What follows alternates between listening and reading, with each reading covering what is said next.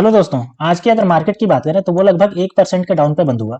अगर हम सेंसेक्स की बात करें तो वो आपका 1% के डाउन पे बंद हुआ। वहीं अगर निफ्टी की बात करें तो वो आपका 0.97 के परसेंट के डाउन पे बंद हुआ। यानी कि दोनों के दोनों जो है वो आपके नेगेटिव में ही बंद हुए, जो लगभग 1% के डाउन पे ही बंद हुए। ठीक है, तो चलिए कल के मार्केट के सेंटीमेंट को समझने के लिए हम इन 15 पॉइंट को देख लेते हैं और एक एक करके सारे पॉइंट को देख करके समझेंगे कि कल का मार्केट का सेंटीमेंट जो है वो बीरिश रहने वाला है या बुलिश रहने वाला है। और हमें अगर इंट्राडे ट्रेडिंग भी करनी है तो हमें किस डायरेक्शन में ट्रेड लेना है। ठीक है, तो चलिए एक एक करके सारे पॉइंट को देखते हैं। तो सबसे पहले हम देख लेते हैं रेजिस्टेंस और सपोर्ट लेवल को।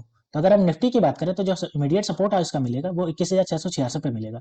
वहीं दूसरा जो मिलेगा वो 21,584 पे मिलेगा। और तीसरा जो मिलेगा वो 21,452 पे मिलेगा। इमीडिएट रेजिस्टेंस की अगर हम बात करते हैं तो 21,750 पे पहला इमीडिएट रेजिस्टेंस मिलेगा। दूसरा इसका 22,012 पे मिलेगा और तीसरा जो मिलेगा वो 22,144 पे मिलेगा। अगर हम बैंक निफ्टी की बात करते हैं तो बैंक निफ्टी का जो इमीडिएट आपका सपोर्ट मिलने वाला है वो 44,871 पे मिलेगा और दूसरा जो मिलेगा वो 44,566 पे मिलेगा और तीसरा जो मिलेगा वो 44,075 पे मिलेगा। ठीक है, वहीं अगर रेजिस्टेंस लेवल की बात करते हैं तो पहला जो मिलेगा वो 45,130 पे मिलेगा और दूसरा जो मिलेगा वो 46,158 पे मिलेगा और तीसरा जो मिलेगा वो 46,650 पे मिलने वाला है। ठीक है, अब चलिए हम कॉल ऑप्शन डेटा को देख लेते हैं। तो जो सबसे ज्यादा कॉल ऑप्शन लिया गया है वो आपका लिया गया है 22,000 पे लिया गया है, जो कि 1.26 करोड़ कॉन्ट्रैक्ट लिया गया है। वहीं अगर हम दूसरा बात करें तो 21,700 पे लिया गया है, जो कि 1.15 करोड़ लिया गया है कॉन्ट्रैक्ट। और तीसरा जो लिया गया है वो 21,800 पे लिया गया है, जो कि 98.87 लाख का कॉन्ट्रैक्ट लिया गया है। यानी कि कॉल बाय करने वालों को लग रहा है कि मार्केट जो है वो 22,000 से ऊपर ऊपर ही रहेगा। ठीक है, इसलिए सबसे ज्यादा पे कॉल ऑप्शन लिया गया है। वहीं कॉल राइटिंग करने वालों की बात करें तो इन्होंने सबसे ज्यादा जो कॉल राइटिंग की है वो 21,700 पे की है, टोटल 1.05 करोड़ कॉन्ट्रैक्ट। यानी कि इनको लग रहा है कि मार्केट जो है वो 21,700 से नीचे ही रहेगा। ठीक है, इसलिए ये 21,700 पे सबसे ज्यादा कॉल राइटिंग की गई है। दूसरा जो किया गया है वो 21,800 पे किया गया है और तीसरा जो किया गया है वो 22,000 पे किया गया है। अगर हम 21,800 की बात करें तो 84.13 लाख का किया गया है और 22,000 पे जो किया गया है वो आपका 38.17 लाख कॉन्ट्रैक्ट किया गया है। ठीक है, अब हम पुट ऑप्शन डेटा को देख लेते हैं। तो जो सबसे ज्यादा पुट लिया गया है वो 21,700 पे स्ट्राइक हुआ है, जो कि आपका टोटल जो स्ट्राइक हुआ है वो 1.74 करोड़ कॉन्ट्रैक्ट स्ट्राइक हुआ है। वहीं दूसरा जो हुआ है वो 21,500 पे स्ट्राइक हुआ है, जो कि 1.08 करोड़ स्ट्राइक हुआ है। और वहीं अगर हम तीसरा की बात करते हैं तो 21,600 पे स्ट्राइक हुआ है, जो कि 1.03 कॉन्ट्रैक्ट स्ट्राइक हुआ है।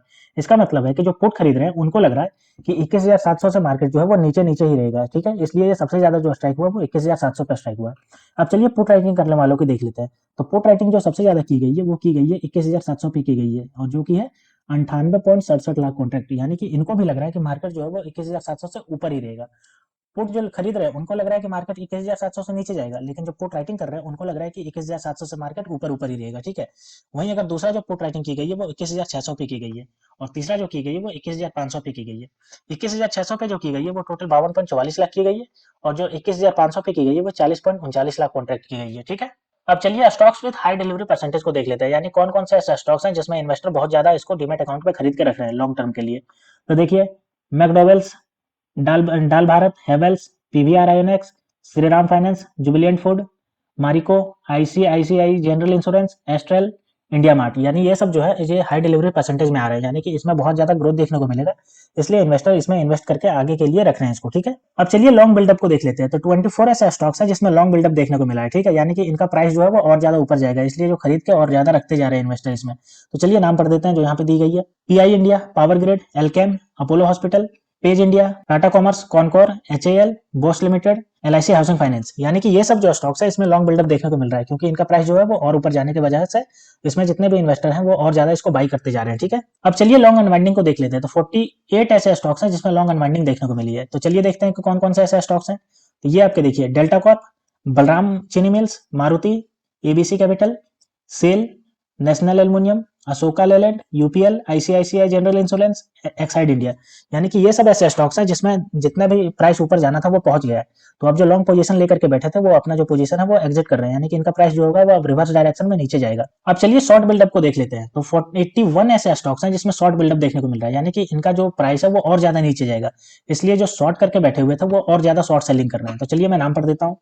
Chambal Fertiliser, Britannia, Bajaj Finance, HDFC Life Insurance, Nestle India, ICICI Bank, Can Finance Home, Biocon, Shriram Cement, HDFC Bank. यानी कि ये सब जो है इनका प्राइस और ज्यादा नीचे जाएगा, इसलिए जो शॉर्ट करके बैठे हुए थे वो और अपना शॉर्ट पोजीशन बढ़ा रहे हैं, इसलिए शॉर्ट बिल्डअप होते जा रहा है। ठीक है, अब चलिए शॉर्ट कवरिंग को देख लेते हैं। तो 34 ऐसे स्टॉक्स हैं जिसमें शॉर्ट कवरिंग देखने को मिल रहा है, यानी कि जितने भी इसका प्राइस नीचे जाना था वो नीचे पहुंच गया।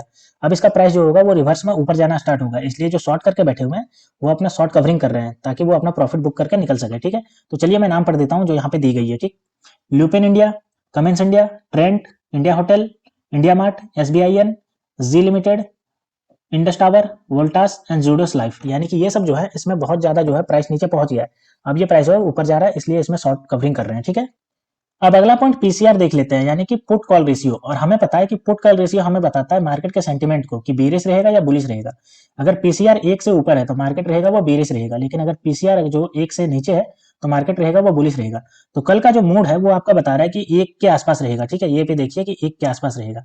और अगर 1 रहेगा मार्केट, तो मार्केट का जो सेंटीमेंट रहेगा वो न्यूट्रल ट्रेंड रहेगा, यानी कि ना तो बिलिश रहेगा ना तो बीरिश रहेगा। ठीक है, अब अगला पॉइंट करते हैं results on February 9 and February 10, यानी कि 9 और 10 फरवरी को जो कंपनी के क्वार्टर 3 का रिजल्ट आएंगे उसकी वजह से इनका जो प्राइस होगा वो अफेक्ट करेगा। तो चलिए देख लेते हैं इसके नाम कुछ, जैसे Hero MotoCorp, Tata Power company, हसना consumer, Zydus Life Insurance, Alkem Laboratories. ये सब जितने भी है आप एक बार पॉज करके पढ़ लीजिएगा।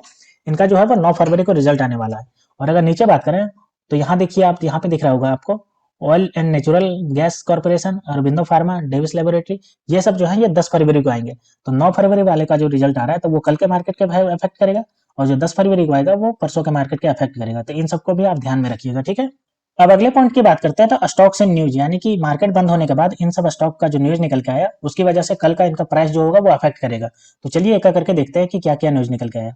तो life insurance corporation of India, यानी कि LIC का जो न्यूज निकल के आया वो ये कि इसने जो कंपनी ने जो प्रॉफिट बुक किया है, recorded stand alone profit of 9,444.4 crore का क्वार्टरली। ठीक है, यानी कि क्वार्टर 3 का रिजल्ट आया, उसने 9,444.4 करोड़ का प्रॉफिट किया, जो कि इसका जो है 49.1% से sharply year on year basis पे इंक्रीज हुआ है, जिसकी वजह से कल इसका मार्केट प्राइस आपको इफेक्ट करता हुआ दिखाई देगा। ठीक है, दूसरा जो न्यूज निकल के आया वो BHEL की तरफ से निकल के आया, और निकल के ये आया कि हरियाणा पावर गवर्नमेंट जो है, कॉर्पोरेशन जो है, हरियाणा गवर्नमेंट जो है, इसको जो है वो 800 मेगावाट के जो है वो ultra super critical expansion unit of DCR-TPP Yamunanagar, यानी कि इसको जो है वो 800 मेगावाट का एक पावर प्रोजेक्ट दिया पावर स्टेशन बनाने के लिए। ठीक है, जो कि है 5,500 करोड़ का, और क्योंकि इसको प्रोजेक्ट मिला है तो कल का प्राइस इसको अपवर्ड देखने में मूव करेगा। ठीक है, तीसरा जो न्यूज निकल के आया वो आपका बायोकॉन की तरफ से निकल के आया, और ये निकल के आया कि इसने जो रिकॉर्डेड किया है कंसोलिडेट नेट प्रॉफिट वो 660 करोड़ का प्रॉफिट ने किया है। ठीक है, जो कि क्वार्टर 3 का रिजल्ट है।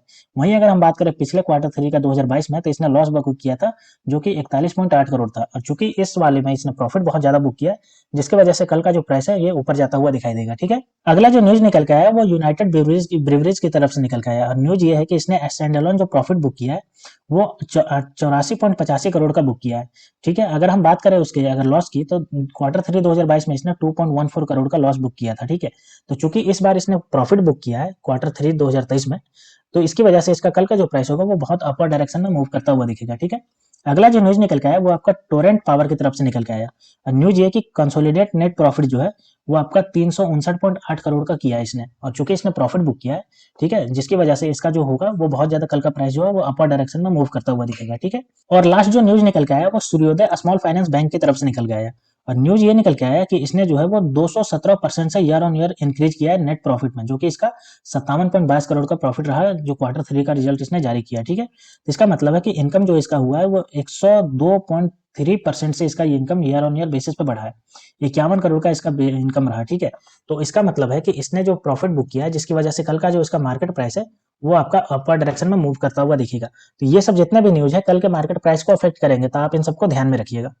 अब हम फंड फ्लो को देख लेते हैं। तो फंड फ्लो की अगर बात करें तो देखिए, इंडेक्स में फ्यूचर में इसका 1,205 करोड़ का फंड निकला है इससे। ठीक है, वहीं स्टॉक फ्यूचर की बात करें तो 6,202 करोड़ का फंड इससे निकला है। वहीं इंडेक्स ऑप्शन की बात करें तो 26,256 करोड़ का फंड निकला है, और स्टॉक ऑप्शन की बात करें तो 1,235 करोड़ का इससे फंड निकला है। ठीक है, अब चलिए FII और DII डेटा को देख लेते हैं। तो अगर FII की बात करें तो इन्होंने नेट सोल्ड किया है वो 4,933.78 करोड़ का नेट सेलिंग की है। वहीं DII की बात करें तो इन्होंने जो परचेज की है वो 5,512.32 करोड़ की नेट परचेजिंग की है। यानी कि जो FII है वो सेल किया है, लेकिन DII ज्यादा परचेज किया है। ठीक है, तो ये आप ध्यान रखिएगा, कल के मार्केट सेंटीमेंट में भी अगर ऐसा कुछ देखने को मिलता है तो कल का मार्केट जो होगा वो पॉजिटिव देखने को मिलेगा आपको। अब अगले और लास्ट पॉइंट की बात करते हैं तो stocks under FNO ban on NSE, यानी कि NSE जो है वो कुछ स्टॉक को बैन कर देती है। तो चलिए देखते हैं कि अब किसको बैन की है। तो इसने जो एडिट किया है वो अरबिंदो फार्मा को, बायोकॉन को एंड पंजाब नेशनल बैंक को FNO लिस्ट में ऐड किया है। ठीक है, और इसके पहले इसने किसको किसको ऐड करके रखा है, तो देखिए Ashok Leyland, Balrampur Chini Mills, Delta Corp, Hindustan Copper, India Cement, Indus Tower, National Aluminium Company, SAIL, UPL, यानी कि इन सबको पहले से ही ऐड करके रखा है। ठीक है।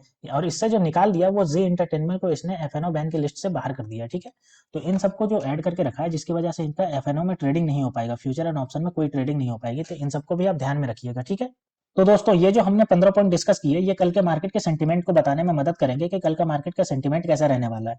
और जो मैंने अभी न्यूज के बारे में बताया कंपनी के, तो वो कल के मार्केट के स्टॉक प्राइस को डिसाइड करेंगे। अगर न्यूज पॉजिटिव रहा तो उनका स्टॉक प्राइस अपवर्ड डायरेक्शन में मूव करेगा, और अगर नेगेटिव रहा तो लोअर डायरेक्शन में मूव करेगा, ठीक है। तो आप इन सबको एक बार एनालाइज करिए और उसके बाद कल के मार्केट का सेंटीमेंट कैसे रहेगा उसको आप खुद ही समझिए, ठीक है। तो दोस्तों ऐसे ही वीडियो देखने के लिए आप मेरे चैनल को सब्सक्राइब कर लीजिए। तो मिलते हैं दोस्तों नेक्स्ट वीडियो में, तब तक के लिए स्टे ट्यून्ड, थैंक यू।